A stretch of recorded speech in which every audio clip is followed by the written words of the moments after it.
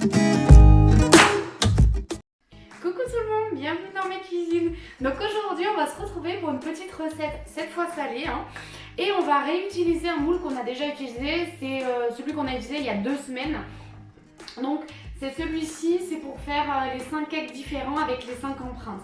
Sauf qu'aujourd'hui, on va le faire en version salée. Donc idéal pour les apéros, vraiment, pour les pique-niques. Et avec une seule préparation, on va faire vraiment 5 cakes différents avec 5 saveurs différentes. Donc là, je vais vous donner la recette de base avec les ingrédients de base. Et après, ça dépend ce qu'on a dans le frigo, ce qu'on a dans les placards pour pouvoir faire les saveurs un peu différentes. Alors, pour la recette, il va nous falloir 280 g de farine, un sachet de levure, 4 œufs, 100 g de beurre, donc là c'est du beurre à 41%, 160 g de lait, donc là c'est du lait d'avoine, du sel et du poivre. Donc vous avez vu, vraiment, pas beaucoup de choses. En fait, c'est exactement la même recette qu'il y a 2 semaines pour les cakes sucrés, sauf qu'on remplace le sugarly par le sel et le poivre. Et là, il y a du beurre à la place de la compote. Comme d'hab, j'ai posé le moule sur la plaque alu, comme ça, ça permet de manipuler plus facilement et ça permet une meilleure répartition de la chaleur. Et puis, ma foi, c'est parti. Allez, dans un premier temps, on va casser les œufs. Et on va les battre ensemble.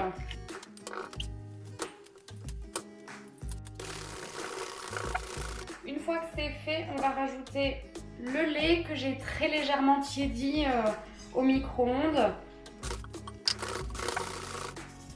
Ok, et une fois que ça c'est fait, on va pouvoir rajouter la farine. Alors, hop, on va la tamiser, comme ça au moins c'est plus pratique.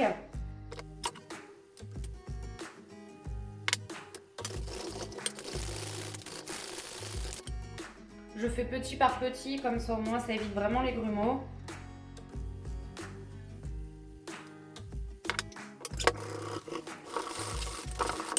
Allez, une petite dernière fois.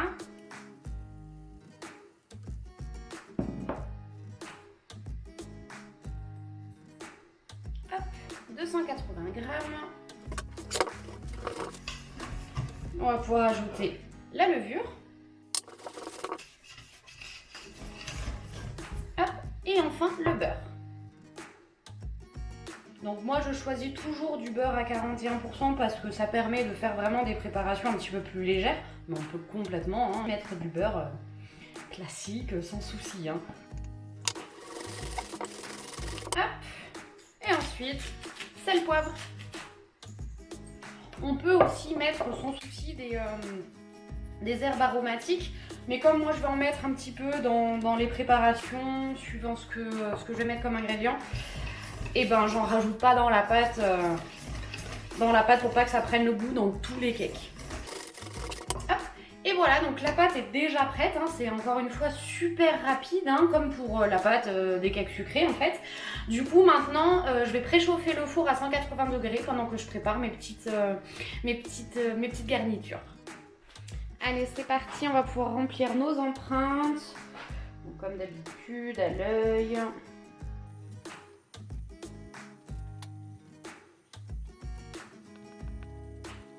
Faut pas hésiter à utiliser ce genre de petite spatule parce que c'est vraiment trop pratique pour pouvoir gratter les culs de poule pour ne rien perdre et qu'il n'y ait pas de gâchis, tout simplement. On essaye de faire 5 parts égales, mais bon, c'est pas le drame.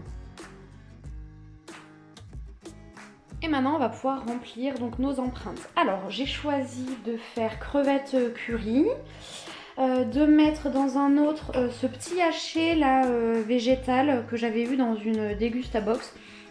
Donc, c'est à la tomate et au piment rouge. Donc je me dis que ça peut être sympa. Et puis comme ça permet de tester. On va en faire un au jambon. Je vais y rajouter un petit peu de gruyère également. On va en faire un au bleu. Et on va en faire un thon gruyère aussi. Allez-y, c'est parti. Mais pas trop de curry parce que bon, tout le monde n'aime pas forcément. Et je mélange directement dans l'empreinte. C'est tellement plus pratique. Et je vais parsemer d'un tout petit peu d'aneth. Pas trop pour pas que ça prenne trop le goût. Ensuite, donc on va mettre ce petit émietté, la végétale à la tomate, ça a l'air sympa. Celui-ci, j'en ai pas mal, donc ça va faire un gros cake. Il va être difforme, je pense.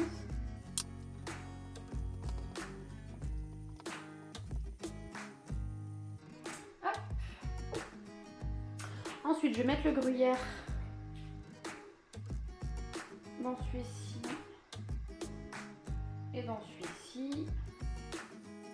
Donc après, en termes de quantité, vous mettez bien comme vous voulez, hein. Encore une fois, devinez, c'est à l'œil. Hop, allez, on va pouvoir mettre le jambon. Donc c'est des dés de jambon que j'avais décongelé, enfin que j'ai décongelé ce matin.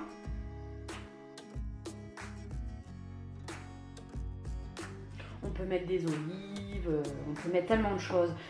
Pareil en termes de garniture, hein, c'est comme pour les cakes sucrés, on peut vraiment imaginer plein de choses. Des tomates séchées, de la feta, du chorizo, on peut même faire des mélanges sucré-salé si on aime ça. Enfin vraiment, encore une fois, hein, imagination, et ça fait vraiment des petits cakes super originaux pour l'apéro, donc c'est cool.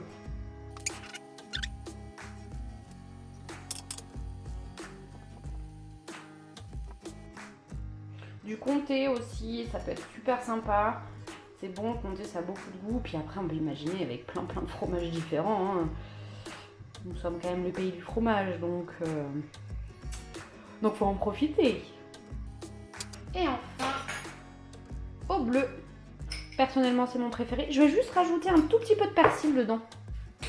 Donc moi je rajoute du persil, j'achète ça généralement, puis après je le re-remplis avec du persil que j'achète moi-même et que je cisaille. Mais c'est pratique avec ce petit bec verseur, je trouve que c'est assez pratique, donc j'aime bien. Et après je re-remplis avec du persil frais que je coupe et que je congèle, du coup c'est trop pratique.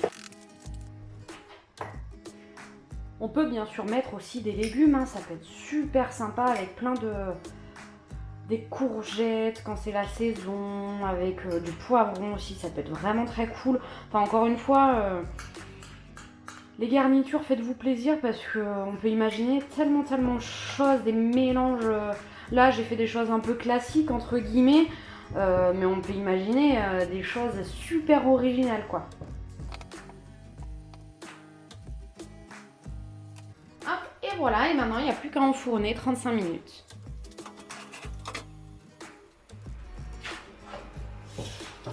Et voilà les petits cakes. Alors, hop là, le crevette. Allez, celui-ci c'est l'émietté végétal à la tomate. Le jambon gruyère. Hop, le thon gruyère. Et enfin, au bleu avec un peu de persil. Hop là. Comme d'habitude, ça se démoule à la perfection, merveilleux. Et voilà, les petits cakes sont terminés, donc vous avez vu, hein, super facile, super rapide. 5 préparations en une seule et ça, on adore. Donc si vous voulez plus de recettes, allez visiter mon Instagram, je vous mets tout en description. Je sors une vidéo par semaine tous les mercredis à 10 h, mais sur mon Instagram, il y a un petit peu plus de recettes. Donc n'hésitez pas à aller y faire un tour, à vous abonner. Pareil pour la chaîne YouTube, abonnez-vous, commentez, partagez, likez, tout ça. Et moi je vous dis à la semaine prochaine pour une nouvelle recette. Bye bye!